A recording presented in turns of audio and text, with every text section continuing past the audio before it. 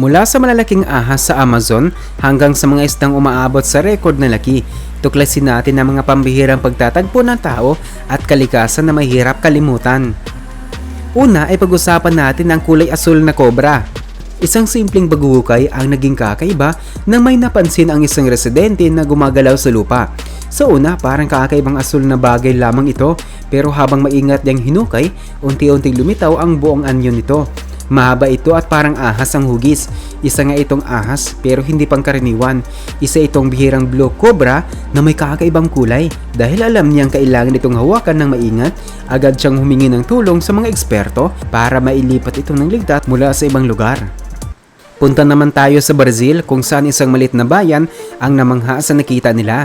May napansin ang mga residente na malaking nilalang na gumagalaw malapit sa gilid ng kagubatan. Sanay na sila makakita ng malaking ahas sa lugar, pero iba ang isang ito, isang napakalaking anaconda. Ang dahan-dahang gumagapang pabalik sa mga puno. Walang lumapit o humarang sa daan nito. Ngayon, patuloy na naghihintay ang bayan at umaasang manatiling tahimik ang higanting nilalang sa loob ng kagubatan. Sunod ay narito rin ang kakaibang nilalang.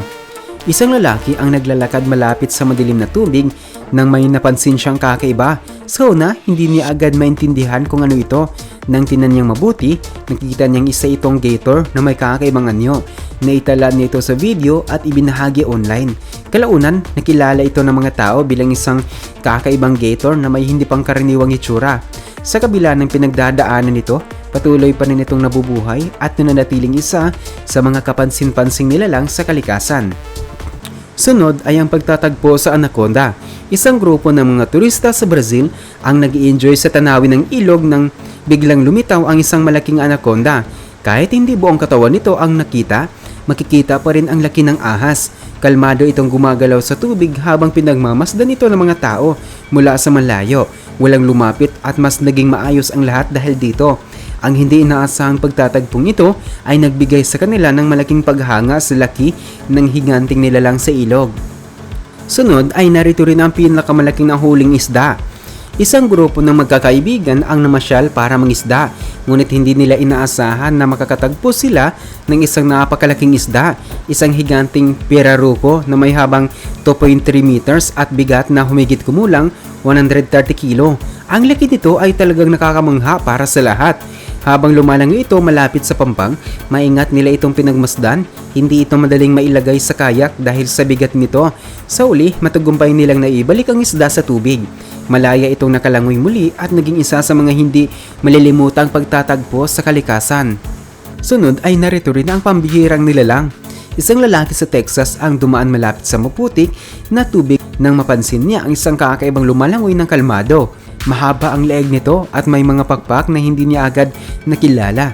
Dahil interesado siya, kumuha siya ng video at ibinahagi ito online. Maraming tao ang nagbigay ng iba't ibang opinyon tungkol dito. Ang ilan ay iniisip na isa itong kakaibang uri ng isda, habang ang iba naman ay may ibang hinala. Matapos ang pagsasaliksik, lumabas na isa pala itong anhinga, isang pambihirang ibon na kayang lumangoy, isang tunay na kakaibang tanawin sa kalikasan. Sunod ay narito rin ang pambihirang igat. Isang lalaki ang pumunta upang mangisda, ngunit hindi niya inaasahan ang kanyang makikita. Hindi ito pangkaraniwang isda, isa itong malaking igat na kakaiba sa lahat ng kanyang nakita. Mas naging kapansin-pansin ito dahil tila may liwanag na nagmumula sa katawan nito. Pinagmasdan niya ito ng mabuti habang namamangha sa laki at kakaibang anyo nito. Matapos ang maingat na pagmamasid, mahinahon niyang ibinalik ang igat sa tubig upang muli itong makalangoy ng malaya. Susunod ay narito rin ang pinakamalaking garfish. Isang grupo ng mga mangingisda ang nagtungo sa Trinity River para maghanap ng magandang huli.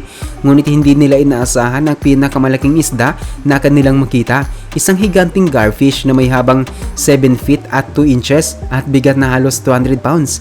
Hindi naging madali ang pagkuha nito dahil sa laki at lakas. Kumuha sila ng larawan, hinangaan ang laki at tiniyak na maayos ang paghawak dito. Pagkatapos nito, maingat nilang ibinalik ang higanting isda sa tubig.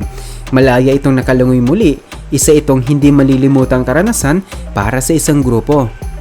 Susunod ay narito ang pinakamalaking hito. Isang mangingisda ang nakakuha ng isang higanting hito na naging isa sa pinakamalaking naitala noong 2012. Ang malaking isdang ito ay dahan-dahang lumitaw mula sa tubig. May bigat na humigit kumulang 750 pounds at haba na 2.3 meters. Ang laki nito ay nagbigay ng paghanga sa lahat. Isa itong pambihirang karanasan na hindi madaling makalimutan. Isang tunay na higante ng ilog na nakita sa sariling kapaligiran nito. Sunod ay pag-usapan naman natin ang pinakamalaking sturgeon. Sa paglalakbay sa Fraser River, isang grupo ang naghahanap ng napakalaking white sturgeon na matagal nang pinag-uusapan. Umabot ito sa halos 500 pounds at 10 feet ang haba. Makikita sa video kung gaano ito kalaki.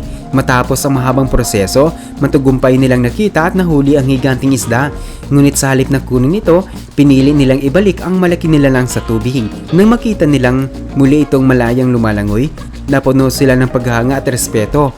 Ang ganitong mga sandali ay nagpapaalala kung gaano kaganda at nakakamangha ang mga nilalang sa kalikasan. Sunod ay narito rin ang malaking gator.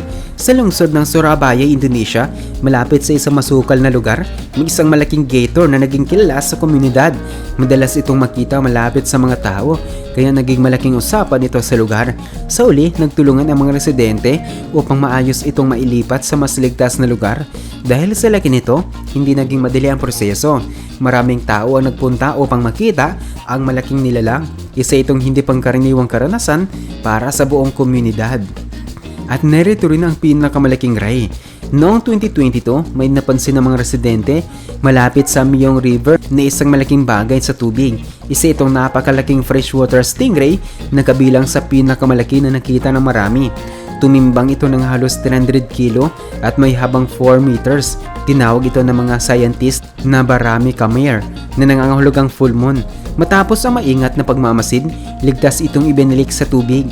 Muli itong malayang lumangoy sa sariling tahanan, isang higanting nilalang na patuloy na nabubuhay sa kalikasan. Sunod ay narito rin ang hindi naasahang pagtatagpo. Isang lalaki ang nangingisda malapit sa Amazon River nang may napansin siyang kakaibang gumagalaw sa ilalim ng tubig. Sa una, mukha lamang itong anino na mabagal at mahinaong gumagalaw. Nang lumapit siya ng konti, nakita niyang isang napakalaking ahas na kakaiba ang haba. Marami na siyang nakitang ahas sa lugar na iyon, pero iba ang laki ng isang ito. Hindi niya nakita ang buong katawan, pero halata ang laki ng nilalang. Mabuti na lamang at may sapat na distansya sa pagitan nila habang patuloy itong gumagalaw sa tubig. Sunod ay narito rin ang hindi pangkaraniwang bisita.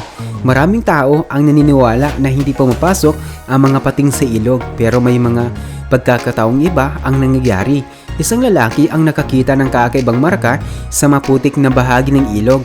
Dahil nagtataka siya, tahimik niya itong pinagmasdan mula sa malayo. Hindi nagtagal, nakita niya ang isang malaking shovel-nosed shark na mahinahong lumalangoy sa mababaw na tubig. Pinanood niya ito sandali bago dahan-dahang lumayo. Hinahayaan ng nilalang na magpatuloy sa paggalaw sa natural nitong kapaligiran.